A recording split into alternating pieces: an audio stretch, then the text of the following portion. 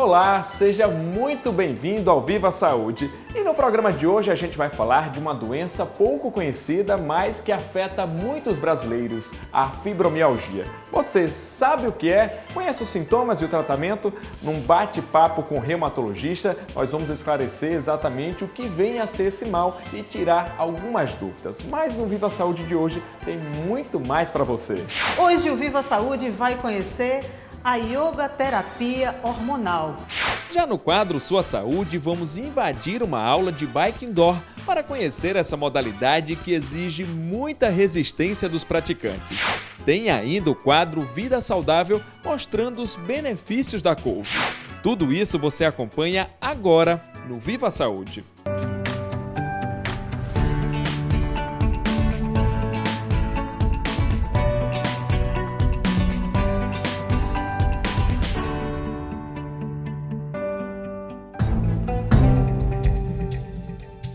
As dores começaram logo após a gravidez, quando meu filho nasceu.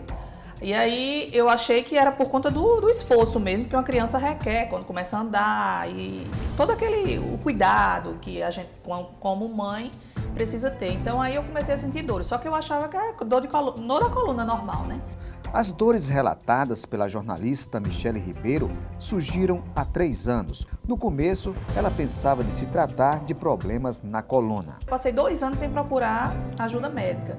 E aí escutava as amigas, toma isso, toma um suplemento disso, faz uma caminhada, tem que perder peso. Eu também fiquei um pouco com sobrepeso. Aí eu fui atrás de tentar fazer academia para poder ver se era o peso mesmo. Mas mesmo assim, eu perdendo peso, as dores continuavam. A cada dia, em cada caminhada, as dores foram se tornando mais intensas. Daí começaram-se as peregrinações nos consultórios médicos. Só depois de vários exames, ela descobriu que estava com fibromialgia, uma patologia que atinge pelo menos 4% da população mundial adulta, sendo a maioria mulheres. Desconfiaram de artrite reumatoide, de lúpus, de várias doenças. E aí, como os exames apontavam que não existia, poderia ter uma inflamação, mas não apontava doença reumatológica. E aí foi difícil para fechar o diagnóstico. Mas eu acho que depois de 1 ano de investigação, aí o reumatologista, o que eu sou atendida até hoje por ele fechou o diagnóstico de fibromialgia pelos pontos doloridos, porque as dores elas são em vários pontos específicos. Com a descoberta da fibromialgia, a jornalista teve que mudar o hábito em casa e no trabalho. Eu trabalho muito tempo sentada no computador, então às vezes eu fico trocando de local, porque se eu passar muito tempo numa posição só, aí eu sinto dor. Então aí eu vou para outra sala, troco de cadeira, ando um pouquinho, me estico, faço um alongamento, que foi até o que o médico disse, que sempre não ficasse muito tempo numa posição só. E aí é como eu vou driblando, e aí dá para sobreviver legal. Para entender melhor o que é a fibromialgia, que é considerada uma doença aí dos tempos modernos, eu vou conversar agora com o Dr. Marcos Ivanovic, que é reumatologista. Seja bem-vindo mais uma vez aqui ao Viva Saúde. É um prazer estar com vocês aqui e à disposição dos telespectadores da TV Assembleia para os melhores esclarecimentos sobre fibromialgia. Bom, doutor, então vamos começar. Fibromialgia, né? Primeiro, vamos explicar o que é essa doença? A fibromialgia é uma doença que se relaciona diretamente com o músculo, né? Então, é uma doença que acomete fundamentalmente diversos grupos musculares e que causa uma dor que mais frequentemente é matinal, é uma dor do amanhecer, relacionada muito frequentemente com o estresse, com a ansiedade, com os conflitos da vida, do dia a dia e com distúrbios do sono. Então, muito frequentemente, pacientes fibromiálgicos apresentam distúrbios do sono, condições relacionadas à dificuldade de iniciar o sono, de permanecer e aprofundar o sono, ou de um amanhecer mais precoce, aquele paciente que acorda às 4 da manhã e não consegue mais dormir, e que ao amanhecer esse paciente tem dor, tem desconforto, tem fadiga, tem grandes dificuldades para realizar suas tarefas matinais. E essas dores, elas aparecem mais em quais partes do corpo? Mais frequentemente, as dores da fibromialgia estão relacionadas à musculatura das cinturas, como nós chamamos. A cintura pélvica e a cintura escapular. Então a cintura pélvica envolve a musculatura de glúteo, o início das coxas, os bíceps crurais e os quadríceps, e na cintura escapular a musculatura de suporte, né, que pega deltoide, os músculos mais proximais em membros superiores, mas de forma geral qualquer grupo muscular pode ser comprometido, e muitos pacientes costumam chegar ao consultório do reumatologista dizendo que seu corpo inteiro dói, e dói principalmente pela manhã. E são muitas dores, né, doutor Marcos? Ou seja, são dores que muitas vezes o paciente não consegue ter a vida normal, a rotina e trabalhar, porque elas inviabilizam mesmo.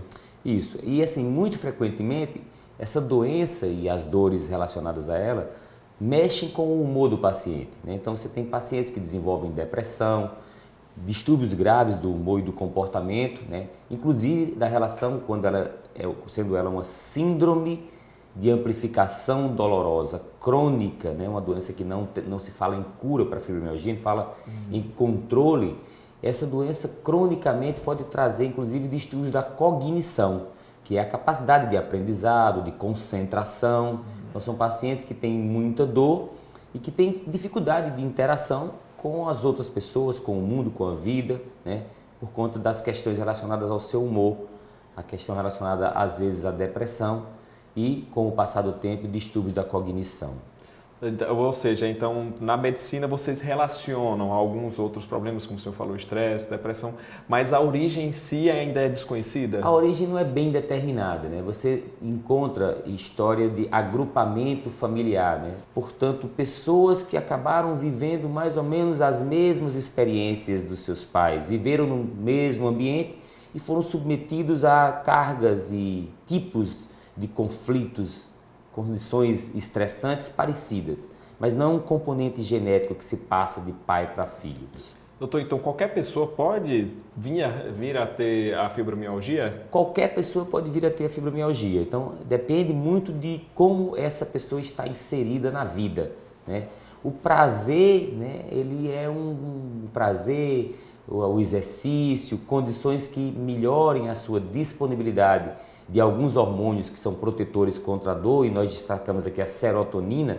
Então, quanto melhor o teu nível de serotonina, menor é a tua chance de ter dor crônica, né? Então, você que faz exercício, que está bem inserido na vida, você tem uma estrutura familiar agradável, você tem um trabalho que te gera prazer. É lembrar que 1/3 da nossa vida, talvez mais do que isso, é vivida no trabalho, né? Então, aquela pessoa que te diz assim, eu vou para o meu trabalho como se estivesse indo para a forca. Você imagina isso todos os dias da sua vida, né? Levantar para ir para um lugar que você não se sente feliz, né? Então, a fibromialgia tem muito a ver com isso também, com infelicidade, com ansiedade, com tensão, com perda, com sofrimento. Doutor, e para essa doença ser diagnosticada, é difícil porque às vezes alguns especialistas terminam confundindo com sintomas de outras doenças. Aí a gente tem relatos de pacientes que dizem que passaram por vários especialistas até conseguirem ter realmente o diagnóstico de que era fibromialgia. Fibromialgia é um diagnóstico de exclusão, uma vez que nós não temos exames que nos ajudem a clarear o nosso diagnóstico. Ele é eminentemente clínico. Os exames devem ser solicitados para afastar estas outras doenças que podem causar sintomas parecidos. Ou seja, no raio-x você não vai detectar aquele problema, mas ele serve para excluir... Para excluir uma outra doença, né? Certo. A história da vitamina D, quando você dosa a vitamina D e ela está muito baixa, o paciente tem dor crônica, você vai interpretar que você tem um exame que dê um diagnóstico mais específico e você tem uma ação mais específica. Vou corrigir a vitamina D deste paciente, vou corrigir o hipotiroidismo desse outro. Ou pacientes que têm dor há 10 anos não melhoram com nada, melhoraram até a qualidade de vida do paciente melhorou, mas as dores permanecem e não foram melhor investigados, porque caíram no grande pacote de que todo mundo que tem dor crônica tem fibromialgia. Então, fibromialgia é um diagnóstico de exclusão, por isso precisa de médicos que tenham experiência, que vivam a reumatologia, para que você aprenda a olhar o paciente nos olhos e a partir dos olhos, dos gestos, do comportamento, aprender a ver um pouco da alma do paciente. Isso depende muito da espiritualidade, uma palavra muito agradável na boca de alguns amigos meus e alguns colegas que são mais afeitos a atender os seus pacientes, tentando entender melhor a sua inserção na vida, né? Um colega que eu prezo muito, meu amigo Islan Nascimento, que fala muito das questões da espiritualidade, né? Entende bem dessa questão de ver o paciente, ele é um otorrinolaringologista, mas que ele vai conversar com o seu paciente, procurando ver o paciente na sua integralidade. E às vezes você consegue perceber nesse paciente questões da alma, do espírito, que podem ser motores, geradores de dor crônica. Doutor, e a fibromialgia, ela tem cura ou só tem tratamento? Nós não temos autoridade até aqui para falar de cura de fibromialgia, né? Os principais institutos no mundo que lidam com as doenças reumatológicas e que são conglomerados, os maiores conglomerados do reumatologista no mundo, não nos permitem dizer que nós temos cura para a fibromialgia. Mas nós temos capacidade de controlar a doença desse paciente, sendo ela uma doença que tem 70% a 80% da sua melhora, dependente dessa mudança de hábito de vida, de ter o paciente entendido que ele tem uma doença que não é grave, que não é severa, que não vai incapacitá-lo de forma permanente e absoluta, e que depende dele e da sua questão espiritual, afetiva e das suas relações, também o trabalho e a luta pela sua melhora. Então, algumas drogas podem regular esses neurotransmissores, diminuindo substância P, aumentando serotonina. É um dos alvos numa terapêutica. O outro é melhorar o distúrbio do sono que esses pacientes apresentam muito comumente. Esse binômio, distúrbio do sono e desequilíbrio em neurotransmissores, motores da doença, controlados, podem trazer o paciente para a vida normal. Ok, doutor, muito obrigado mais uma vez por sua participação. Deu para esclarecer aí o que é essa doença e ficou a dica aí, né? Ou seja, vamos cuidar, prevenir é o melhor remédio, né? Ou seja, então vamos buscar qualidade de vida, né? Saúde física e saúde mental, espiritual. Ok, muito obrigado. Bom, e você não saia daí, porque no próximo bloco tem o quadro Vida Alternativa e Sua Saúde. Então, Viva Saúde, volta daqui a pouquinho.